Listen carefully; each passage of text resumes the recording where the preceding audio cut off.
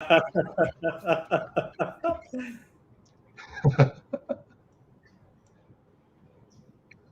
everyone. Let's wait for Hey, our good evening, audience everybody. to stream in. Yeah. Evening. Okay, let me just share. Let me Also, just start by sharing. I hope you this had dinner. on Oh. my-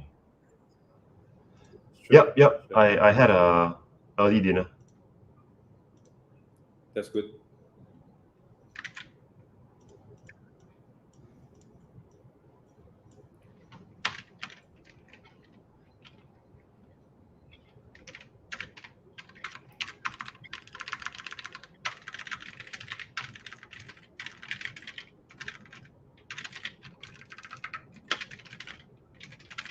Well, go using a mechanical keyboard. Yeah, apologies. Okay. Yeah, I used to use I will- one of the mechanical keyboard myself. Yeah. Until I got some feedback. Oh. Okay, let me just post it on Yeah. my Facebook. Okay. Sure. Go ahead. Sure. I think I'm Yeah, done. we also can wait for the rest to stream in. Yep.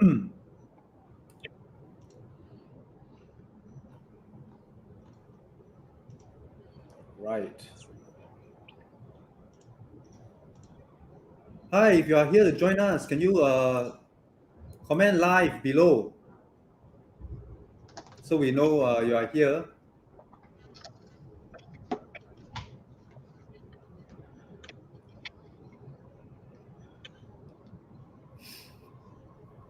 So those who are here with us, please comment live so that we don't feel alone.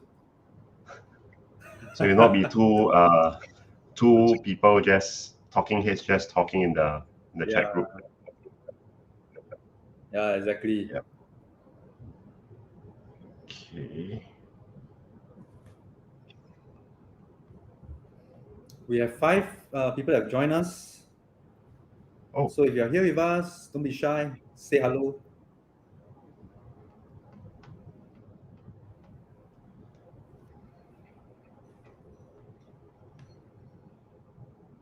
Oh, hi, Hey. Shanice. Yeah. Hi, Jasmine. Okay, Hi, we have Shanice. who joined. Hi.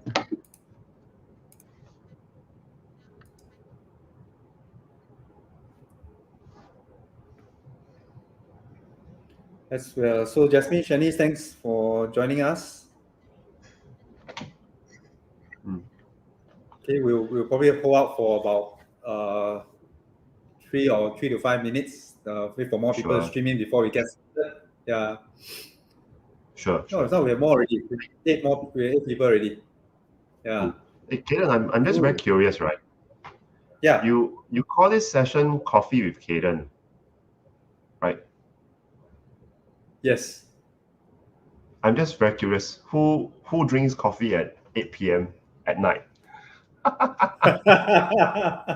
Actually, well, good question. The thing is, yeah, we don't really drink coffee at night, right? Yeah, but well, there's a reason behind this coffee with Caden, because I'm an organization leader, right, in the financial services industry. So my organization is called Caden Chia Organization. Okay. So we thought about coffee with Caden online. So it stands for the same abbreviation, CCO. So that's the reason. Yeah. For simplicity, not that we have coffee at this time. I see. But if you want coffee, I'll send one over to you next time. Okay. Sorry, no coffee for you today. Please don't send me at night, Please don't send me at night. Yeah, I'm very fine with just water. Water is good enough. Okay, cool. I also have my water with me actually. Yeah. All right. Hey guys, Maybe after this, some beer.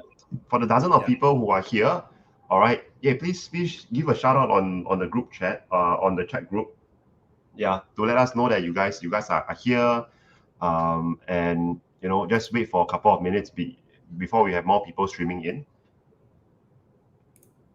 Yes. Hey, hi Bob, good to see you.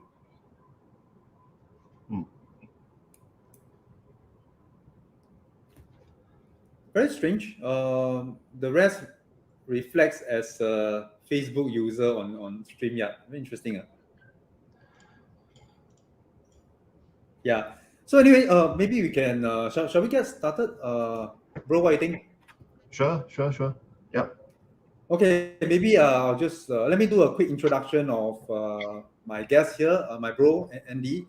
Andy has been in the financial services industry for about 12 years already, and during this time, right, he actually worked with many mass affluent families and individuals, high net worth individuals, who have benefited greatly from his advisory.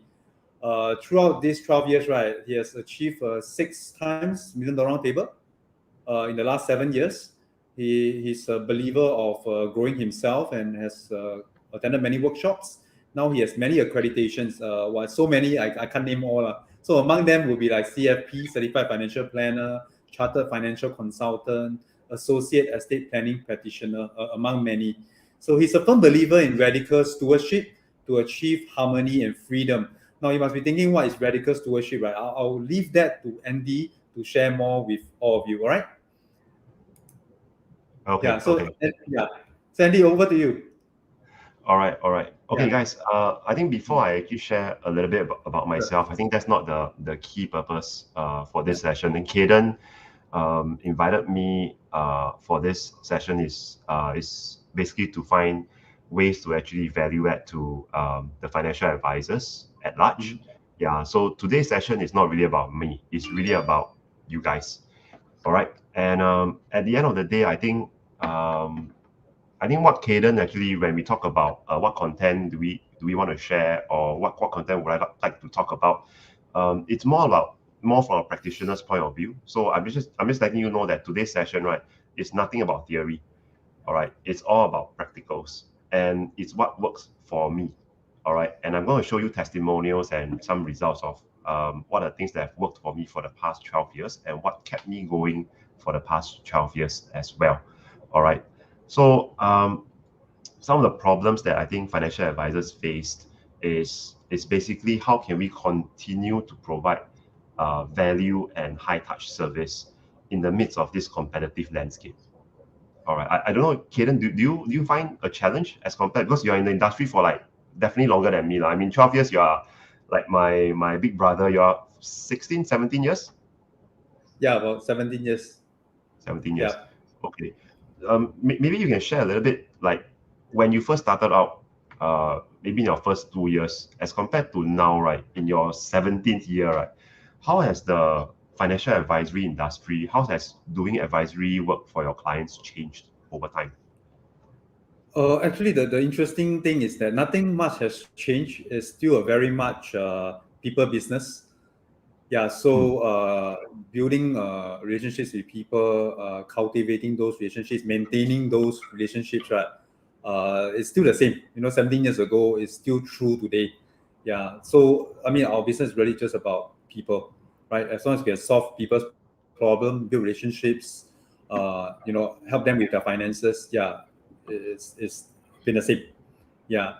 Actually, I just realized I never really shared about what Andy's going to share today. So sorry, bro. So Andy's going to share about Andy's going to share about high tech, high touch, and knowing Andy, right? There's a bit of history. Later I'll share a bit of the history with you between me and Andy. Yeah. So knowing Andy, he's someone that always share like best practices with me and my team. We have been a direct beneficiary of his sharing. In fact, one or two things that he's going to share later on is something that we actually took on. We like the idea. We implemented straight away. It gave us a lot more business as a result of that. So I'll leave that to Andy to share more with all of you. Now, just going back, right? I was just in our dry run, right? I was just talking to Andy. It's like I was asking, hey, Andy, so when did we actually first meet, right? And he actually helped me recall. It was this one fateful night. Okay, I shouldn't say one fateful night. It was actually in Korea, or in South Korea. We met in a company convention, so we actually roomed together. Yeah, but what happens in Korea stays in Korea. Can't comment much, except that some bromance blossom along the way that Romance resulted indeed. bromance, correct. So Andy, perhaps over to you, bro. Maybe you can Okay. share more of like your topic today: high tech, high touch. How can we use high tech and high touch to reach out to our clients? Sure. Could I get the slides on? bro? Yeah, of course. Yeah. So today's my topic is about how do FAs provide high-touch service in a high-tech world. Okay. Because like I mentioned, there's a lot of, I think like what Caden has rightly pointed out, right? 10 years ago, 15 years ago, and the business now, right, hasn't really changed much. The basis of the business is still people. How do we nurture, how do we deepen, how do we create relationship with people? Okay, it's a people's business, as what many people have thought about. It's not a numbers game, it's actually a people's business. All right. And the thing is that I would say that even though there's a people's business, how we connect with people actually has changed maybe 10, 15, 20 years ago. Yeah, I still remember like maybe about 12 years ago when I first started out, um, social media isn't so rampant yet, isn't so well received yet. Yeah, so I still see people on roadshows. I still see people doing door-to-door knocking. I still see people doing surveys on the. I still see people doing surveys on the streets. Yeah, a lot more. But I think currently, for the past couple of years, we are seeing less and less because more and more people are going online. Nowadays on some of my social media apps like Facebook or Instagram, I see a lot more advertisements about financial products, insurance. All right. So likewise, our clients are also being bombarded with so much, I would say, information. And how do they actually discern what is beneficial for them and what is not?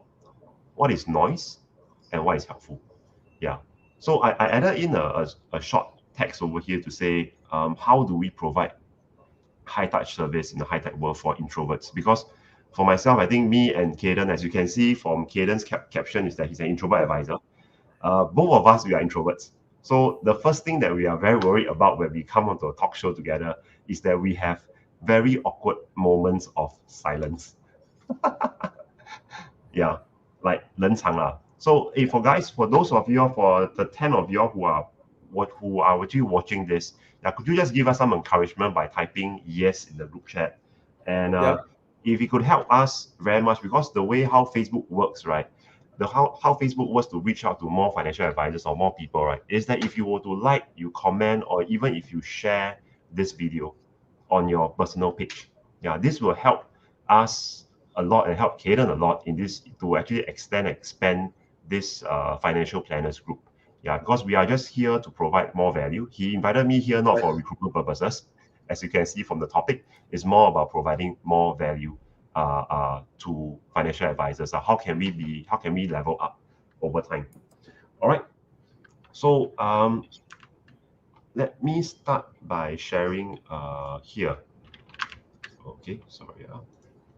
So these are some of the problems that I face. I think the first thing is that in these 12 years in my career, if I were to break it up into first half and second half, right? The first half of my career, I'm generally, I would say, more transactional driven. That means people who comes to me with an insurance need or an investment need, I will just sell them whatever that they need. All right. When I go back to do reviews with my clients, it's usually on the pretext of selling a concept or selling a product. Yeah. Okay. And I think that there's nothing wrong about that, so long as the product is good and the product fits the client's needs. All right. But I realized after a while, my value towards some of my clients have diminished over the years. They do not see me as a they do not see me as a financial advisor more, but they see me more like a financial salesperson, which is something that I don't exactly enjoy. Yeah. So I thought about it myself, and I asked myself, how can I continue to be at the top of my client's mind, at the same time not to be salesy? All right, how can I continue to value add to my clients and at the same time, do not appear to be pushy to them? Is this something that, for the 10 people, for the half dozen of people here, do you think this is something that's value adding to you guys? Yes, if you find it value adding, please comment. Yep.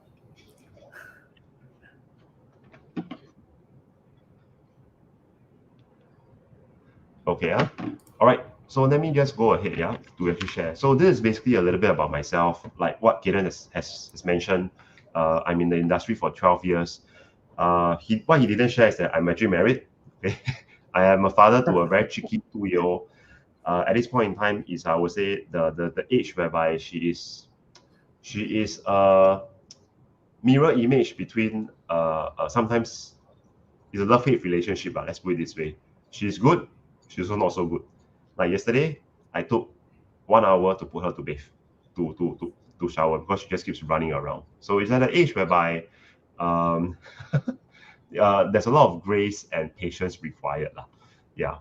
All right. And I'm a firm believer of radical stewardship. So what is radical stewardship, right? Radical stewardship is purely an extension of what I believe in terms of my planning philosophy for my clients. All right.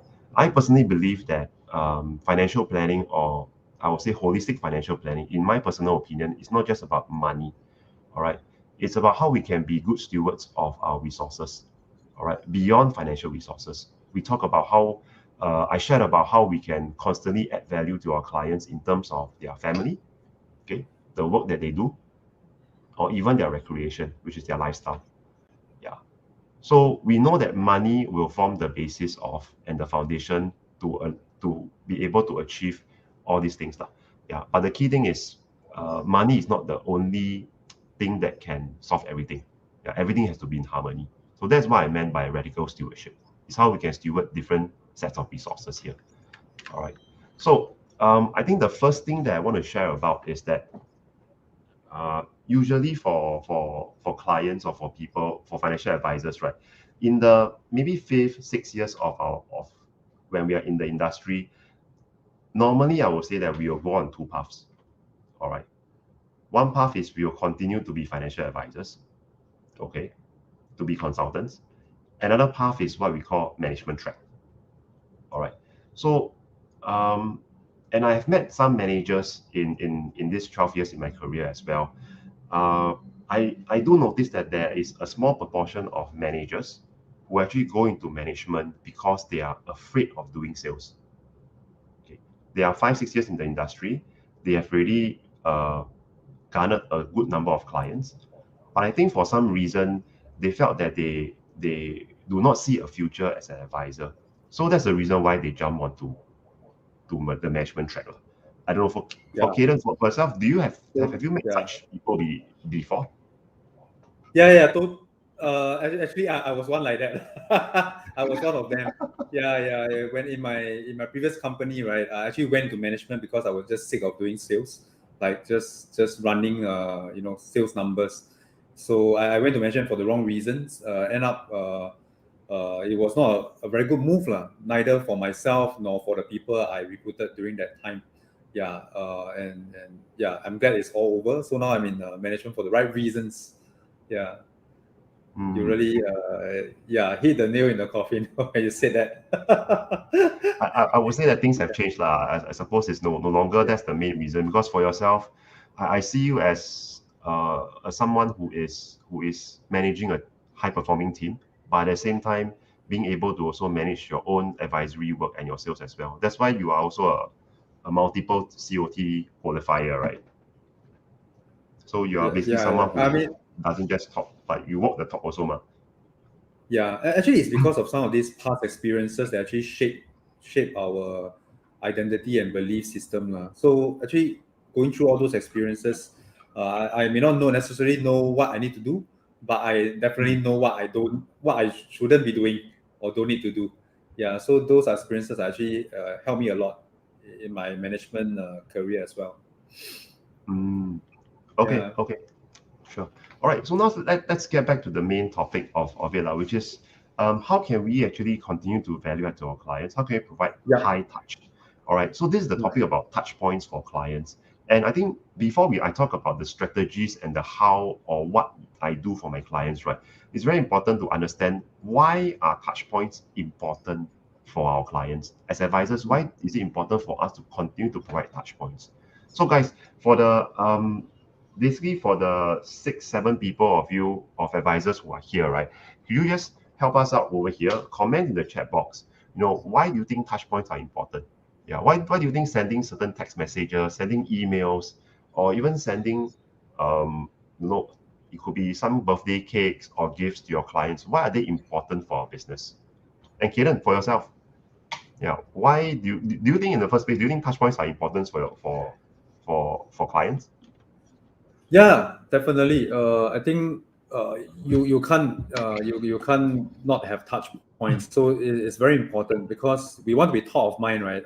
And we don't want to be seen or be portrayed as a hit and run advisor, right? So you close a deal and then that's it. You don't keep in touch with our clients anymore. So it's been very important that we continue to have touch points with them, whether offline or online or both, and of course to continue to maintain the relationship, build the relationship, also to have, like I was saying earlier, have top of mind when they think about financial services. Yeah. So yeah, and but Andy, we want to hear from you. Yeah. So looking forward to you sharing about your best practices. But let's see whether any Sure. comments came in. Um, Yep.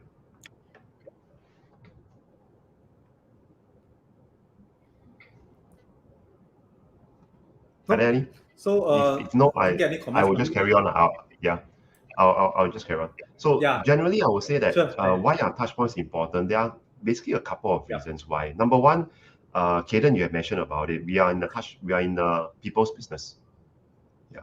So I remember my mentor sharing about this, that people don't care how much you know until they know how much you care. Yeah. So if I were to go even one step further, right, it is not just a people's business, but I would say that we are in a client intimacy business. We are in the business of providing client intimacy. Yeah. That's actually one thing I think it's key for me. That was my turning point. Yeah, it's no longer just about a numbers game. Financial advisory, insurance sales is not about numbers game. It's not about meeting as many people as you can and closing them as much as we can, but it's about how can we deepen the relationship and connection with our clients.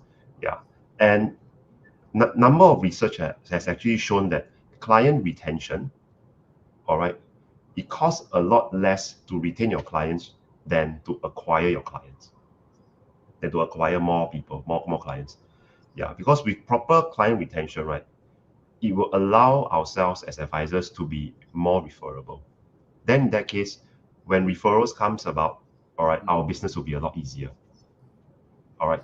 And at the same time, providing client touch points, right? Other than increasing your client intimacy and ensuring that your clients will stay at the top of your mind, it also allows you as an opportunity to provide real value by providing non-salesy, very value-adding information. Yeah. All right. So let me give you some examples of what client touch points are all about. So generally, touch points, personally, I break it down into two types of touch points. One is what I know as a passive touch point. The other is what I know as an active touch point. Okay. So take for example, if I were to have like, for example, investment clients, I have about close to 160 to 170 investment clients. So my touch points have two layers of touch points. One is passive, one is active. So for my passive touch points, right, these are some examples of what I send to my clients. All right. Periodic company investment newsletters. All right. I'm sure every FA or every insurance companies would have investment newsletters from their company. All right. Regular market updates. All right. About how their portfolio is doing. General market updates. Yeah. One thing I personally love is about how I can continue to educate um, and reinforce certain investment principles via text messages or via my social media means. Yeah. All right. Certain investment principles, because when our clients work with us, say invest with us at the start, 2, 3 years down the road, they might actually forget about, or they might behave fuzzy about why are they investing and what are the important concepts that they need to keep in mind. Okay, so take for example, the importance of investing long term, staying invested and investing over the long term. Yeah. So what I'll do is I will find articles on and off to actually share with them my perspective about why is it important to to be invested and stay invested for the long term. All right. Another investment principle that I normally share is about the importance of diversification, asset allocation. So I will share things like consequences of not doing diversification. I will share case studies from newspapers about people who have, because of greed or because of fear, they overinvested, they over leveraged, and as a result, it it affected their financial goals or it impacted their families. Yeah. So this is to basically just reinforce certain investment principles. So these are passive. All right. So passive touch points could be regular. Okay. In terms of the regularity, you could send them. I send them once every 2 weeks. Okay. For advisors who have not started this at all right, we can probably send them once every month to start off. All right. For active touch points, these are more targeted. For example, quarterly portfolio updates. So for every client who invested with me, right, I will give them an update about how their investments are performing on a quarterly basis. Yeah, to just give this is basically a form of accountability. All right, annual rebalancing is our face-to-face meetings. Yeah, up to here, guys. For the dozen of you who are here, if you have any questions, right, yeah, do feel free to actually put it down in the comment, and we will take periodic breaks to actually answer them as well. Yes. All right. Thanks for sharing, bro. No problem. Yeah. Yeah. Okay, up to here. Any questions, bro? Yeah, actually, I just want to share with everyone. I think it doesn't do enough justice to you in terms of your sharing, right? If I don't share some testimonials as well. I mean, Andy actually shared with us about how he uses a quarterly portfolio update to send to his clients who has investments with him, the 100 over to 200 clients that he has with him, that invested with him. Now, so we actually adopted that within my organization. We also use a quarterly investment update, and our clients have given us very, very good feedback on this because they like it that we keep in touch with them, update them on their investments and how they are doing. But curious, Andy, do you get a question like, some advisors will ask me, right? Hey, like in good times you send is good, right? Then in bad times, Yeah. then what? How will your clients react to that? Would they react negatively to you sending those updates? Okay, well, that's a very good question, bro. So I think we have to come back down to the heart of the matter is what is the purpose of sending the update for? All right. So my purpose of sending an update is for accountability. Is also to let them know that look, I'm serious at managing your portfolios. So be it at the good times as well as the bad times, right? Yeah, I will be there for you. So it's part of a journey process whereby I set expectation with my clients that I'm journeying with them as their portfolio makes money, even as their portfolio loses money. Yeah. So yes, I do actually send clients if they say they lose money, I'll also let them know. So it's basically I've systemized it lah.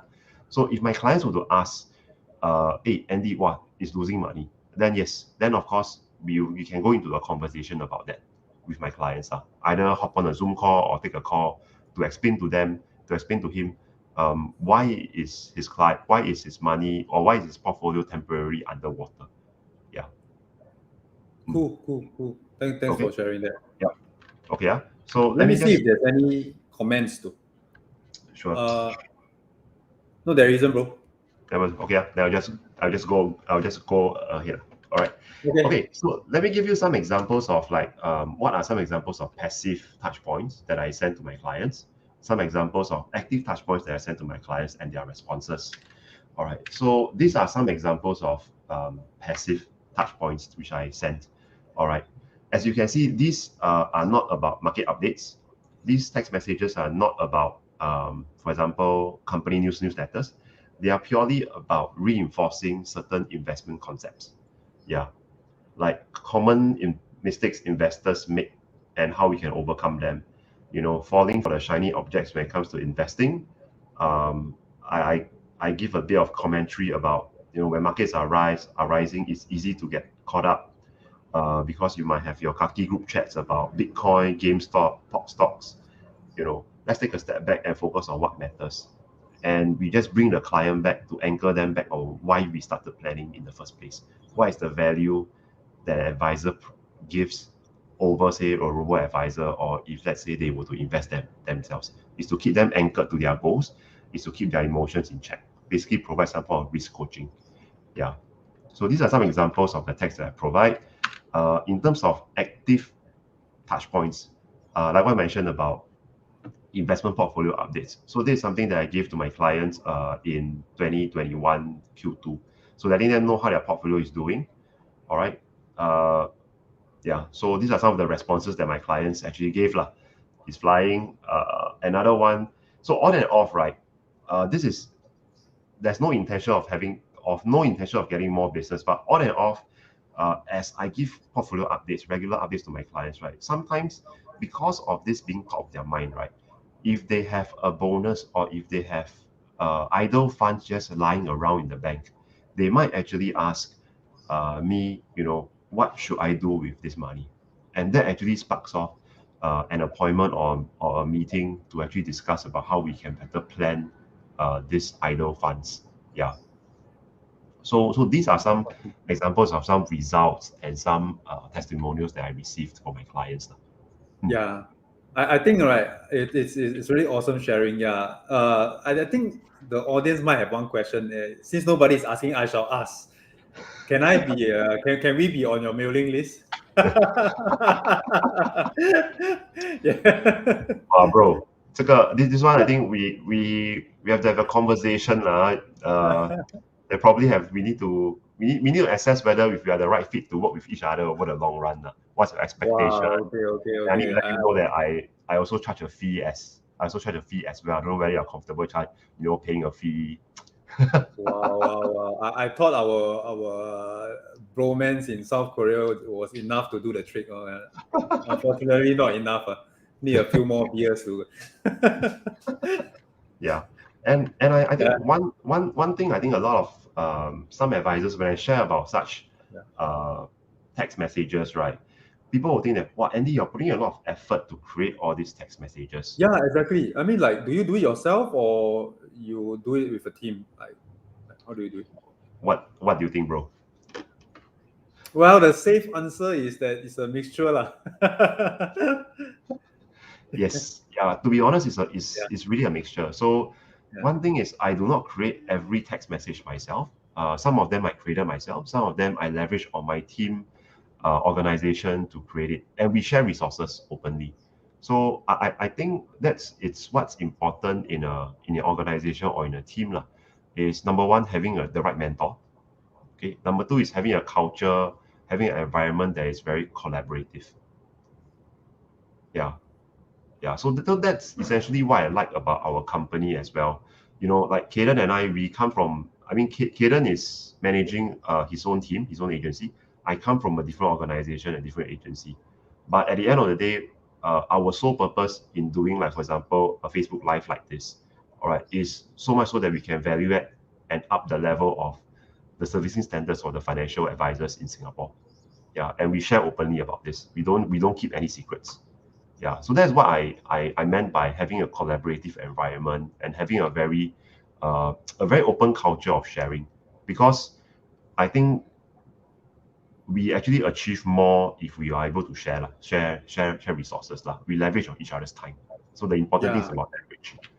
Yeah, totally agree. Yeah, which is also one of the reasons why we set up this Facebook Financial Planners group to encourage everyone to share best practices. Because where I came from previously, right, we don't really have this culture. And whenever the top advisors are asked to share their, best practices, their thoughts, they most often than not, there's nothing to share. Yeah, it's very much fend for yourself kind of environment. So we hope to together cultivate this habit among financial advisors to share openly. So like what Andy said, basically we can multiply, by sharing our best practices to one another. Thanks, man. Yep. All right. Glad to share. Yeah. So guys, the next part is about, so we have investment touch points, right? The other one is more about generic touch points. All right. So generic touch points could be not just for your clients, it could be to your friends, it could be to your relatives, or even on your social media. Yeah, to provide value. So number one, same thing. A touch point can be passive, a touch point can be active. All right. So a passive touch point could be things like trending topics. For example, I think last year there was a trending topic about changes in CI definition. It could be a trending topic that last year in October, Cashew Life came out. So there was a little bit of confusion of what Cashew Life is all about. Some of my clients asked me whether is this like a government scam, just want to take money from me, but just lower the age to 30 years old, things like this. So you can actually provide basically perspectives or thought leadership to our clients or to our audience about such topics or content curation. So content curation could be about seasonal topics. Okay, take for example, in this quarter, right, Q4, I roughly already know what kind of topics I'm going to share on my Facebook or even to my clients. All right, one of them will be ways to help them reduce income taxes. All right, there are a couple of ways. One is do a cash top up to your CPF. Another one is to top up, is to deposit, transfer money into SRS so that you can reduce your income taxes. So these are basically seasonal topics that is evergreen. Yeah, you could always share with everyone, so long as it's value adding. All right, and company newsletters as well. Yeah, so that's basically what passive touchpoints is all about. All right. So the next part is coming more into active touchpoints. This is the part whereby I think it gets a little bit more interesting. Okay, and it doesn't just it isn't just restricted into, say, personal taxes and special occasion gifts. Okay, this is where it gets really interesting and really exciting, because for myself, I am in the mass affluent high net worth market, but majority of my clients, right, they are parents. Okay, so I do send texts to my clients, specifically those who are parents, to let them know about what are the better deals in the market, or to just value add to them. For example, I know that recently, because of the mini lockdown in Singapore, okay, primary school kids are on home-based learning.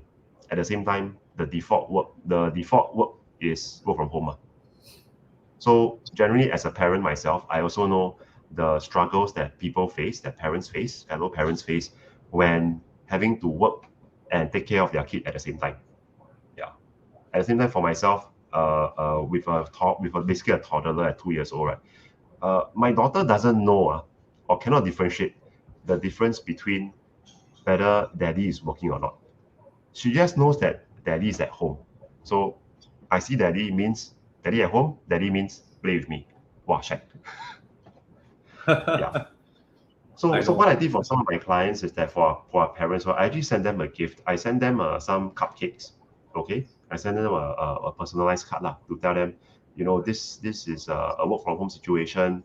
I know that as parents, it's not easy having to juggle between home-based learning, managing your kids at home and working at the same time, but hang in there. Yeah, then send a simple card to them. So these are my examples of special occasion gifts. These are high touch points. You don't see this from, I don't think we will see this from robo advisors. Maybe not yet. Yeah. All right. So what are some examples of passive touch points, right? These are basically some examples of it here. If I write any articles on LinkedIn, I will share with my clients. Okay. If I seen any articles that is related, any information that is related, that is relatable, I will basically curate it, or my team will curate it, and we will share it to all our clients. Yeah. So one thing you will realize over here, right? If I go back to why are touchpoints important, right? I share about 3 key points. Number one is increased client intimacy. Okay. Number two is keeping clients at top of their mind. And number three, creating content that is non-salesy and purely informational. Yeah. So basically, for the dozen of you who are here, right, you will realize that basically all my content here, right, there's no call to action. There is no if you are interested to find out more, let me please contact me. Or none of my content, right, that I sent out, right, it's about a product. Now that we're having a promotion, give bonus units or for investment things like this. So contact me if you are interested. Yeah, none of it is about this, because a passive touchpoint, which is a text broadcast to all my clients, right? By sending a text message like this, I think it is not. It will, to me, it will appear salesy. Yeah, because I'm not targeting the client's needs. That's true. Yeah. Yeah. That's really cool. So yeah, maybe I don't know. It could be that maybe every 5-6 texts that you send about that's value adding, right? You can send one call to action text message. If you want to do a financial review with me, it's the end of the year. All right, it's time for a financial spring clean. Why not let's meet up to do a financial review? Yeah, fill up this form. Yeah, it could be something like that. Also can. Yeah. So the next one is more about active touch points. So like I mentioned, I target parents, right? This is why sometimes when I see certain good deals in the market, I will send to my clients. I am a mile chaser. I love to get good deals. And when I have good deals, I will normally share with a lot of my friends and my clients. So I shared this on Facebook recently, a couple of days ago as well. It's a good lobang. Apply for a Taka card. I get $200 cashback with every $200 spent at Taka. Yeah. So I send this to all my clients and their who are parents, and tell them that if you and your wife apply for it, you get $400. You get something nice for your kid or for your children, or get something nice for yourself. Yeah, and they appreciate it. Yeah.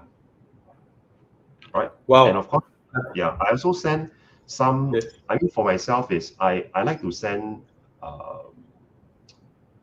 a little bit things about myself as well, because financial advisor is not just about planning about finances, but it's also more about journeying with your clients, right? About personal stuff, right? So there is this. I don't know, bro. Do you remember that a couple of months ago there is this incident at River Valley High? Yeah, of Stabbing course. incident. Yeah, of course. So like I said, a lot of my clients are parents, so with kids, and I figured that it may be a conversation that their kids might actually be wanting to talk to them about. So I shared a bit about my wife she is also a alumni of River Valley. When she heard about the incident, she was visibly shaken about it, and I just thought that when I was going through certain articles about how to help your children cope with bad news, right? I just decided to put this article out and share with them. Yeah. So at the end of the day, a touch point, right, doesn't necessarily have to be just a financial touch point. It can be a personal touch point. We could basically share a little bit about ourselves. Yeah. I mean, this is something that is, I think, reasonably and fair, because personal financial planning is always personal. Correct. When we do planning with our clients, we know about our clients, family members, their lives, their goals, their aspirations, their dreams. But how many of them really know about our family members, our life, our aspirations, our dreams? Yeah.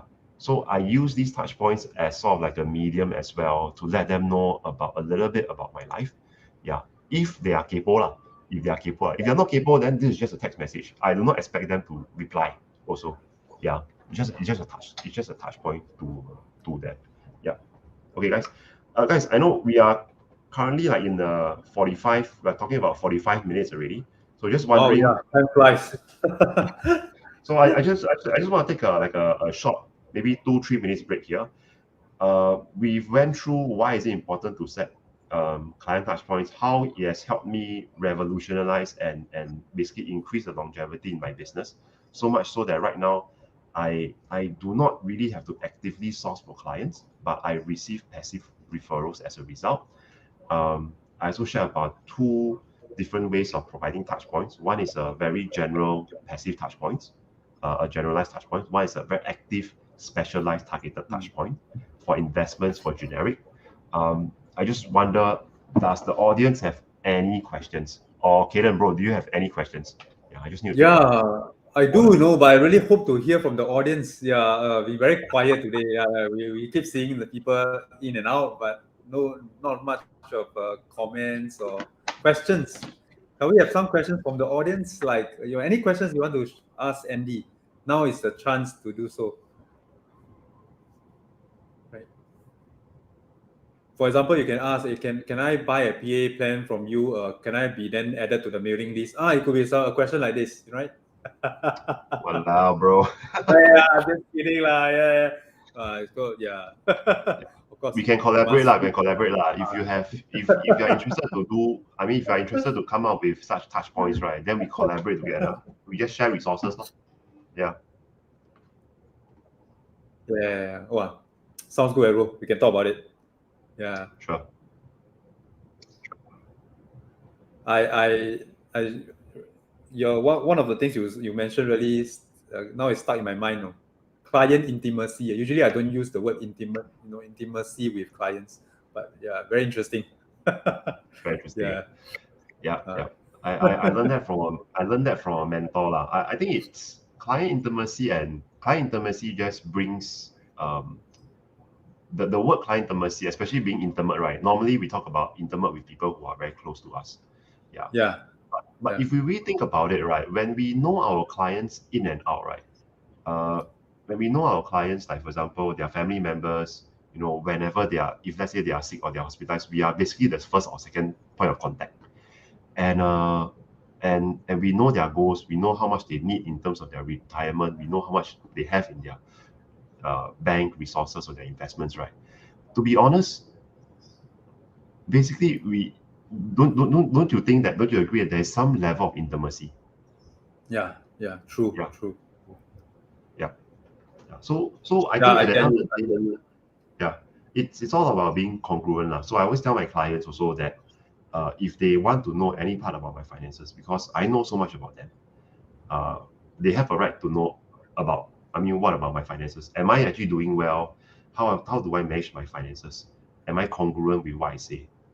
I always I'm I as best as I can, I will be an open book to them lah. So that is Awesome. basically to me, um, just being authentic lah. There's nothing for me to hide lah. Yeah. Okay. Wow. Thanks, man. Yeah. We still didn't get any comments from from the I no audience. worries, no worries. Yeah. Good, Yeah. good, Yeah. good. But I do Yeah. have one more question from my end, right? So, like, is there some website you follow or certain websites you recommend to our fellow advisors here, right? For such, perhaps lobangs or life hacks or content that you can actually, or touch points that you can actually share with our clients or prospective Um, clients. Yeah. Clients, okay. Other than content that you can create yourself, right? There are a couple of websites that I normally go to. One of them is which one is that? What's the name? The Woke Salaryman. Okay. Work Woke salary Salary. man. Yeah, Okay. I love the way he actually does the articles, his cartoons, his comic strips, right? It's very relevant now. I feel that it's very relatable. Yeah, it's very Awesome. relevant, it's very relatable. So Work Ceremony, I follow them a lot. Um, Other types of content, for example, investments, I actually go to. One of the resources that I use is of course our company resources. Our company gives a lot of resources every single month. Yeah, in terms of business updates, investment updates, quarterly investment updates also. Yeah, and invite my clients for webinars. That's also another avenue. Yeah. Other than that, to get deals right, I'm a mile chaser lah, so I like traveling. So I actually go to this website called Mile Lion. Yeah, I'll put it in the group chat. I'll put it in the comments. Oh, cool, man. Actually, we do have one question that just came in from Fawaz. Let me just highlight. Yeah, good to hear from you, Fawaz. Okay. Yeah.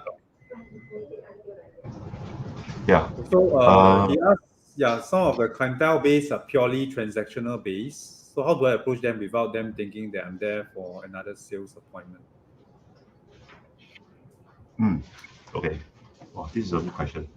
Yeah. Hey bro, if you're me or if you're Fawas, how what would you do? Okay. I think the okay. So whenever the first thing that comes to my mind, right? Of course, there's many ways to approach, but the first thing I will ask is then, what is there any issues not approaching them for another sales appointment? So what I'm trying to say is that why don't you just state your intention upfront? There's nothing wrong with saying that you're there for a sales appointment, right?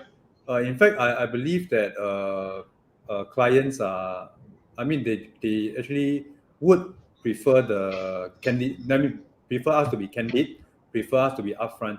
So if you can share your intentions professionally, you ask for, invite them to explore the work you do. Actually, there's no reason why you shouldn't, approach them for a business meeting or sales appointment, as you call it. Yeah. But what you can do on top of that is perhaps whatever Andy has actually shared this evening on how to actually use some touch points to actually talk to them, to nurture them, to put them in, kind of build relationships through some of these touch points. Yeah. Right? Yeah. Yeah. So that's I think that's a wonderful way. Yeah, I've never actually thought about it. Hey, thanks, man. Thanks, bro. No problem. Yeah.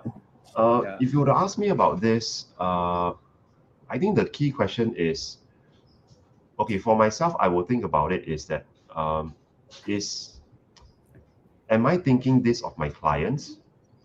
And if my clients is really thinking that I'm transaction based, that's the first level of thinking.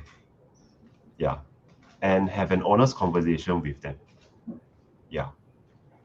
So I remembered that I have recently I have a client of mine.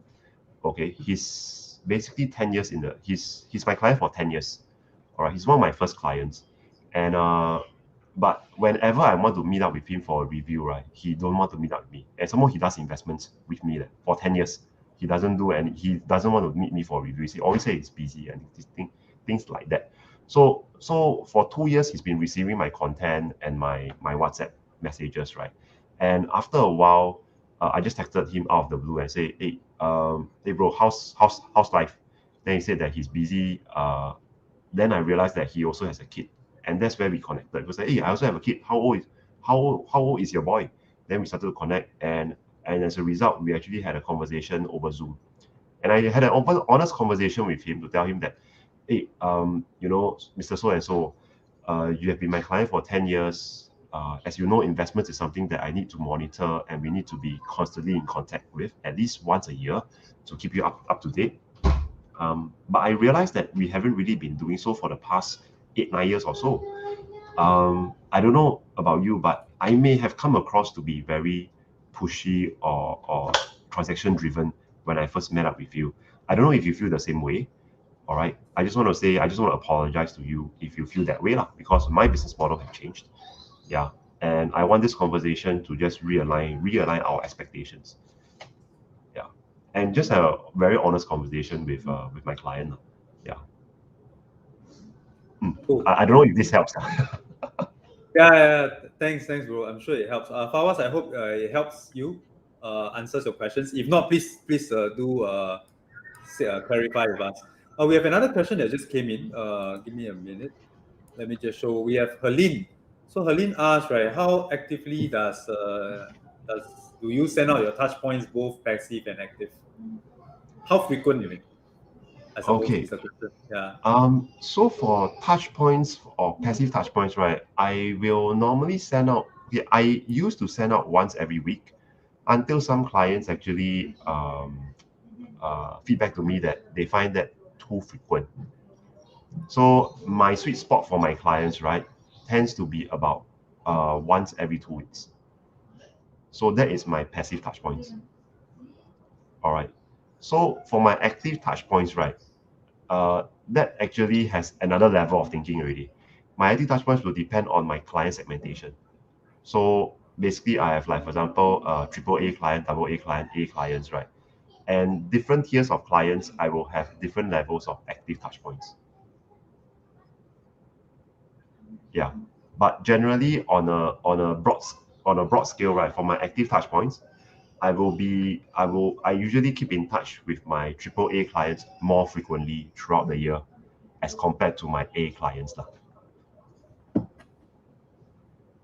Yeah, I hope, All Helen, right. that answers your question. Yes, I hope so too. So that's does anyone else have any questions? Yeah, we are coming close to an hour, lah. So generally, Yeah. hey, bro, If not, could you just, sorry, of my course, girl of just course. came back and she's crying behind, lah. No So worries, no worries. I Understandable. apologize. Yeah. Okay, hopefully it's okay. So But anyway, is there anything else you'd like to share with our audience today? okay, so maybe the last thing is the medium of your share. Okay, I know Okay. not everyone might be comfortable sharing on Facebook or social media. All right, your thoughts or your touch points. Okay, so one example is through text messages like WhatsApp. You can send a WhatsApp broadcast. That's one way. Another way is you can put all your clients into a Telegram group, and then you can do a broadcast there as well. Okay, or another way that I do, but I do it on a less regular basis is, bro, can you help me share the slides? Of course. One. Yeah. Yeah. Another way of what I do is that I will send basically emails on a monthly basis. Yeah. And these emails, right, it's, to be honest, sometimes nothing to do about financial planning, nothing to do with finance. It's more about family lah. It's more about my values that I share. Yeah. So for example, I will share about this is in August. The one on the left is in August, where my girl Melody turns 2. Yeah, and I was just sharing about my journey as a father, what are the struggles that I face. Yeah, and on the right is basically now that Melody is going to school. All right, some of my thoughts and my reflections about how to care for basically about parenting lah. Yeah. So we realized that basically I share a little bit more about my personal life because I think this is where the client intimacy comes in now. Yeah.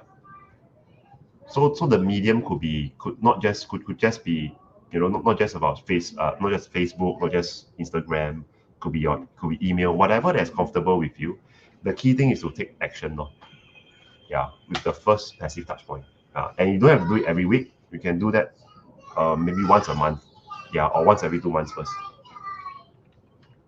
Yep. So that's basically more or less about it. Yeah. Guys, Yes. for the 8 or 9 people who are here, who are still listening in, if you want to connect with me, you could just add me on Facebook or add me on my Instagram. Yeah. Then if there's any content that you felt that is useful for you when I share on Facebook or Instagram, right, you can feel free to use them. Yeah, to value add to your clients. It's totally fine. Yeah, I'm totally okay with it. I mean, if I share on Facebook, means it's open for sharing lah. Yeah. Yeah. Okay. Thanks a lot. Thanks again for spending your time with us, Andy bro. I hope the audience, and I trust that the audience has learned a lot from this evening. And yes, please, for those of you who have yet to actually join us, please also join us at our Facebook Financial Planners Facebook group, where we hope to encourage more financial consultants to actually share best practices as we journey together. So please connect with Andy on his social media. And thanks again, Andy, for your sharing this evening. Hey, Thanks no a problem, lot. no problem, guys. Hey guys, if you find that this session has been very valuing to you, right, could you just do us a favor and just type value in the comments box so that we know that for the past hour, right, we are not just rambling on. we're just not rambling on. You have gotten some value, and if it helps, right, maybe do share one learning point or one key takeaway that you have out of this whole entire 1 hour sharing. Okay, either on Insta story or on Facebook or just leave it as a comment so that subsequent people who comes over to this group, right, they can also get some key takeaways from you guys as well. Yeah. Exactly. Yeah, totally agree. So do share your learnings in the comments, and we look forward to hear from you. So I think 9 p.m. we are going to sign off now. All right. Good night, everybody. Hey, good night, bro. Okay. Bye. See you. Bye. Bye.